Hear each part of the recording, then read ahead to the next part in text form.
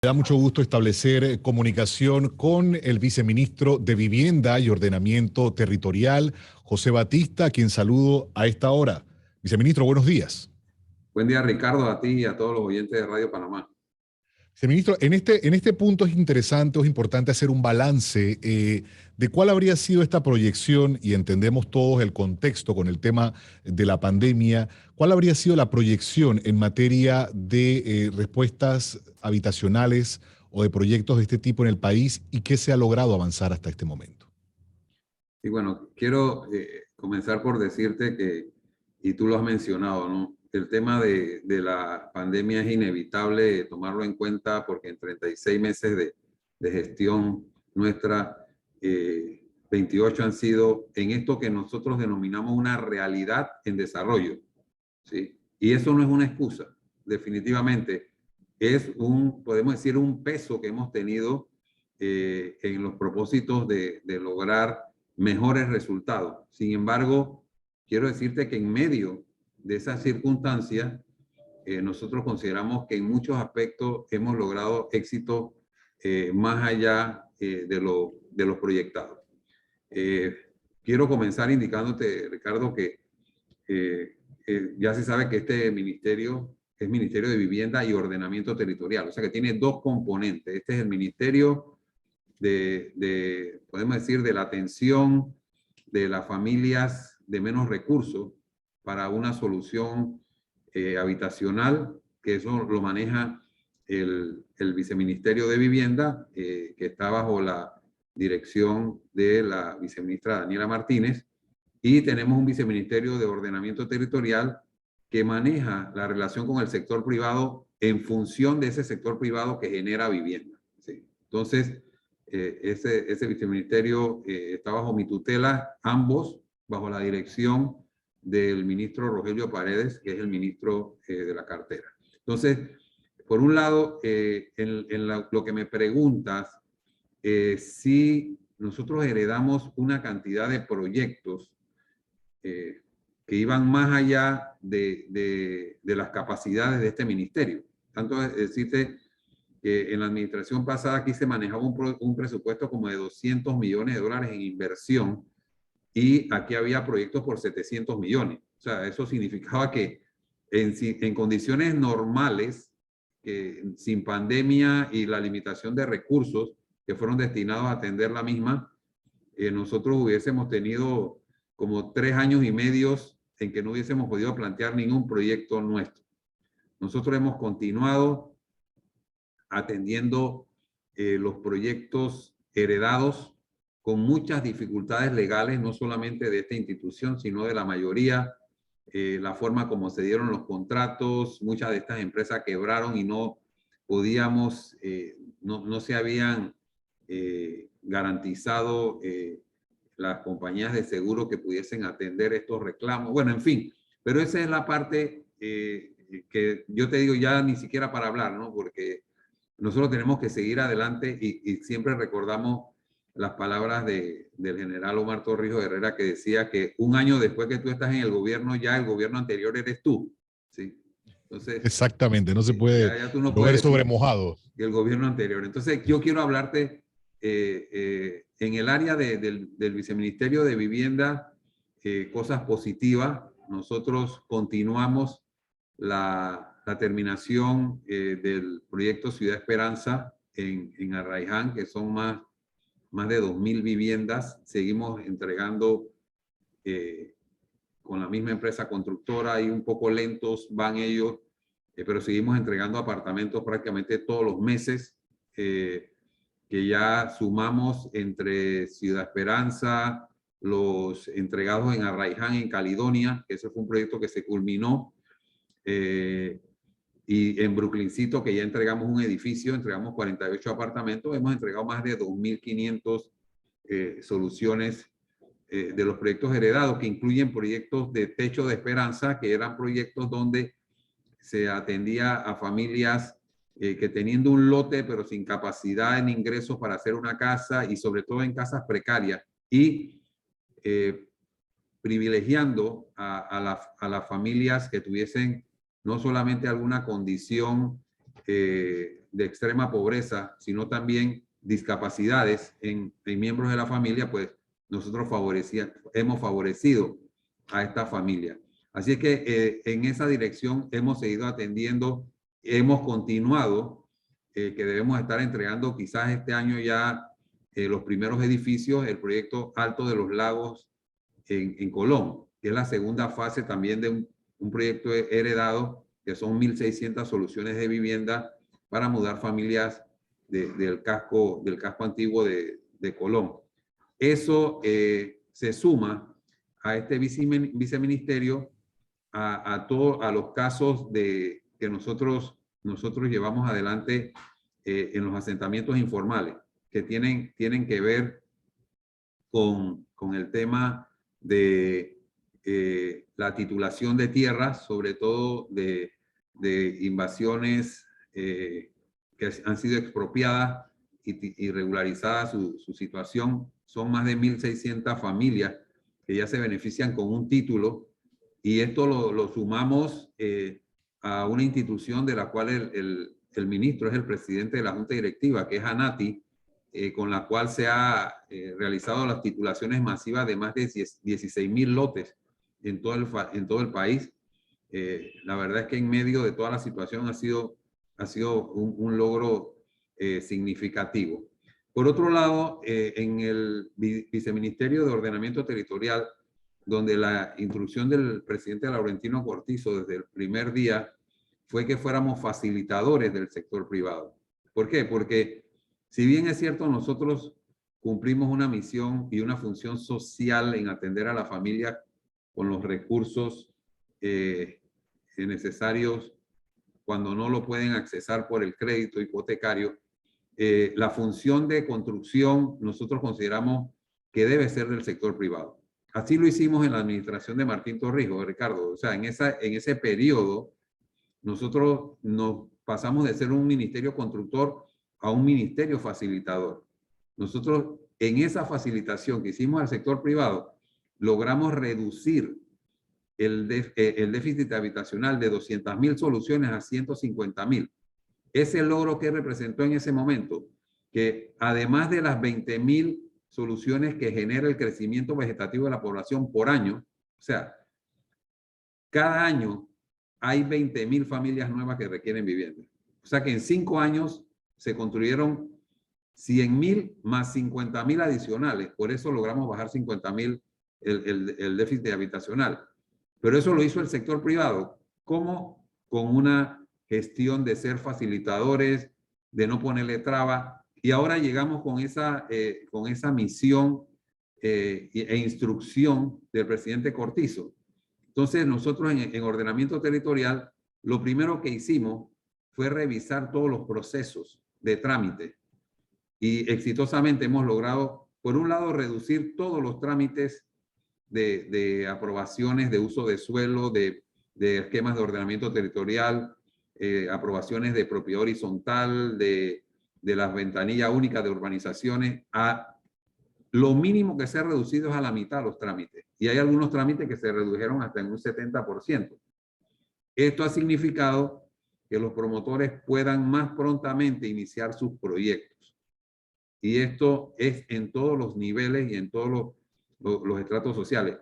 ¿Qué otras facilidades le hemos dado a los inversionistas, al sector privado? Bueno, la digitalización. Ya nosotros aprobamos vía digital.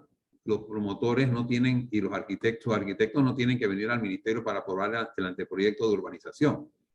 Lo hacen en línea y tenemos los sellos y las firmas electrónicas para cumplir con esto. Esto permite, un arquitecto puede estar en su oficina, la puede tener en boquete y desde allá manda los planos y nosotros se los aprobamos. Todavía no estamos aprobando los planos de construcción, que es la siguiente etapa, pero vamos en camino de eso. Ya la IG nos está instalando los software necesarios, las plataformas necesarias para poder que esto también sea digital. Pero otra facilidad que hicimos fue rescatar también podemos decir un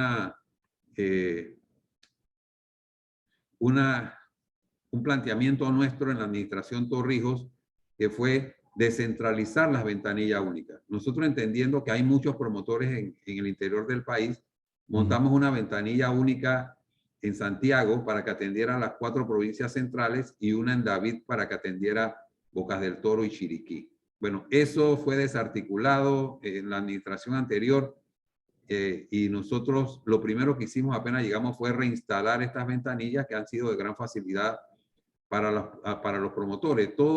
Nosotros lo hacemos todo esto, Ricardo, siendo consciente de que cada costo adicional que tenga un proyecto se le traslada al precio de venta de la casa. Entonces, no es que el promotor de sus ganancias va a cargar los intereses que represente mayor tiempo en que no se le aprueban los planos. No, todo eso se traslada. Y entonces nosotros, para ser solidarios con los compradores, creemos que la facilitación de los trámites es fundamental. Ahora, tomando en cuenta y aprovechando ese aspecto de las promotoras, viceministro, y que puede servir quizá como un termómetro para ver cómo está realmente poco a poco la economía tomando fuerza o auge, ¿cuántos proyectos o qué se conoce de proyectos en este sentido que estén haciendo sus trámites en este momento? Bueno, mira, nosotros hemos tramitado en estos 3 años 452 proyectos, ¿sí?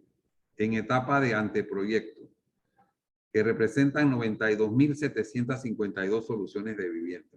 Eso, producto también de el responsable manejo del Fondo Solidario de Vivienda, que es el programa insignia de esta administración, que nosotros lo ubicamos como tal porque es una alianza público-privada donde el promotor compra su lote, aprueba sus planos, contratando sus propios profesionales, construye las casas, las vende. Son casas y apartamentos hasta 70.000 balboas para familias con ingresos hasta 2.000 balboas. Mira, la administración anterior entregó estos bonos de 10.000 balboas, entregó 10.000 bonos en 5 años. Nosotros exitosamente, y eso va con la pregunta tuya inicial, de cuál hubiesen sido las proyecciones. Bueno, nosotros si hubiésemos repetido lo mismo que la administración anterior, en estos 3 meses nosotros habríamos entregado, imagínate, a razón de 2.500, unas 7.500 en 3 años. Bueno, quiero decirte y decirle a todos tus oyentes que nosotros al culminar el tercer año de gestión, ya vamos por 14.000 bonos entregados. Son 14.000 familias que se han beneficiado. En la reciente feria de Acovir, el 80% de las viviendas eran viviendas del Fondo Solidario de Vivienda. ¿Y esto por qué ha sido tan exitoso? Primero, porque la banca ha recibido la responsabilidad de esta administración. Nosotros llegamos aquí, encontramos una deuda de 18 millones de dólares con los promotores. Entonces ya los bancos privados no querían financiar a los proyectos del Fondo Solidario de Vivienda. Nosotros en el año 2019, antes de la pandemia, cancelamos esa deuda de 18 millones de dólares y actualmente nuestros pagos, con algunas excepciones que tienen sus razones de ser, pero nosotros estamos pagando una vez presentada la escritura de traspaso al beneficiario, nosotros pagamos al promotor los 10.000 balboas en plazos que escasamente superan los 60 días. Eso le ha dado confianza a los promotores y por tanto nosotros tenemos más de 200 promotores con alrededor de 300 proyectos en todo el país y es una gran experiencia a ti, Ricardo, y a tus oyentes, donde esto se ha vuelto una sana competencia porque nosotros exigimos que esa casa tenga mínimo 45 metros cuadrados, 2 recámaras, un baño. Y nosotros ya encontramos en esta competencia entre los promotores.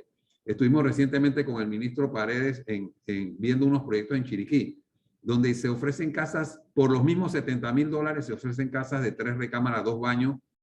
Incluso hay un promotor que ya le coloca un panel solar que puede representar para esa familia claro, el costo de la energía, por supuesto. Sí, entonces Esto, tú sabes que eso es lo que hace la competencia, ¿no? Entonces, como en estas ferias, todos los promotores exponen su proyecto, pues ahí la persona va y escoge, ¿no? Nosotros no lo obligamos a comprar para darle los $10,000 que sea con tal promotor o en tal proyecto, ¿no? Ellos lo escogen.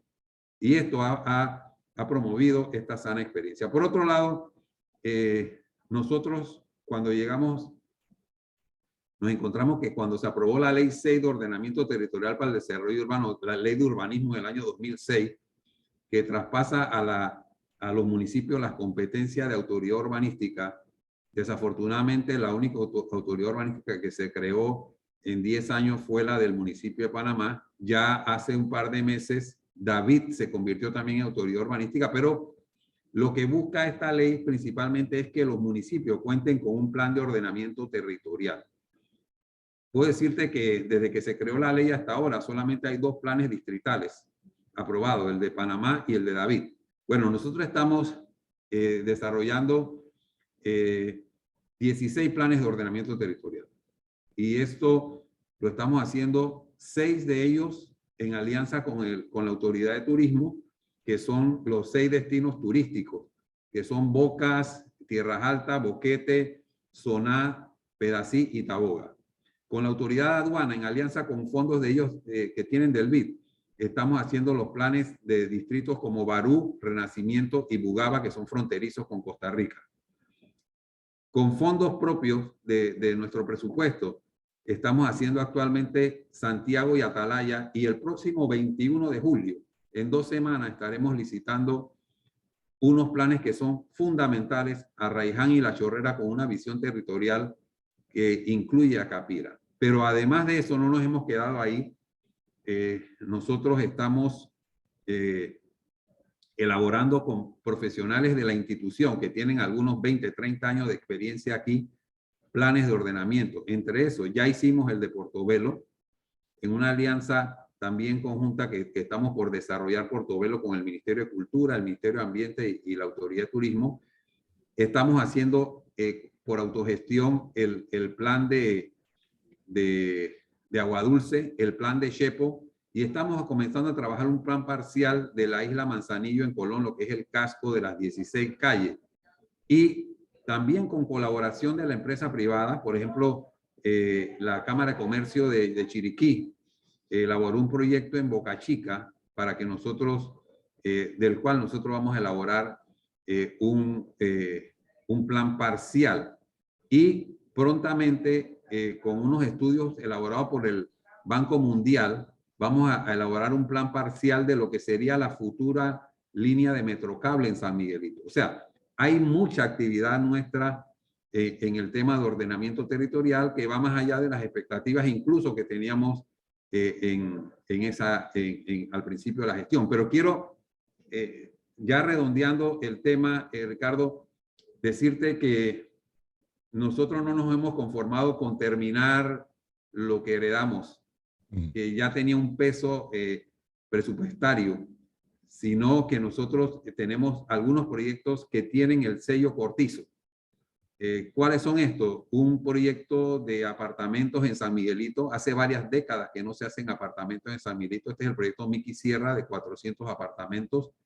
Tenemos el Plan Progreso, que es un programa innovador que ha sido solicitud de información de países centroamericanos, que es un programa que no solamente te incluye una solución de vivienda, sino un componente económico. Dentro de la misma casa nosotros elaboramos un espacio que con fondos de la AMPIME, para que con 2,000 balboas no reembolsables la persona instale un comercio de barrio, que puede ser una barrotería, una sastrería. Entonces con estos 2,000 balboas compran los equipos necesarios. Eso todo es parte de este sello Cortizo, que son proyectos generados por esta administración y también en construcción los planes que estamos adelantando con las juntas comunales, donde nosotros vamos a proporcionar materiales debidamente controlados a través de inspecciones de Contraloría de los beneficiarios. Nosotros ponemos los materiales y la junta comunal pone la mano de obra, esto para poder multiplicar y, como dice el presidente Cortizo, hacer más con menos. Viceministro, quiero agradecerle la oportunidad de haber hecho esta rendición, este informe, de compartirlo con nuestra audiencia y en aras de pues, brindar también esas respuestas oportunas a la ciudadanía. Muchísimas gracias. Muchas gracias a ti y a la emisora. Por supuesto. Vamos a avanzar siendo las 8:35 de la mañana.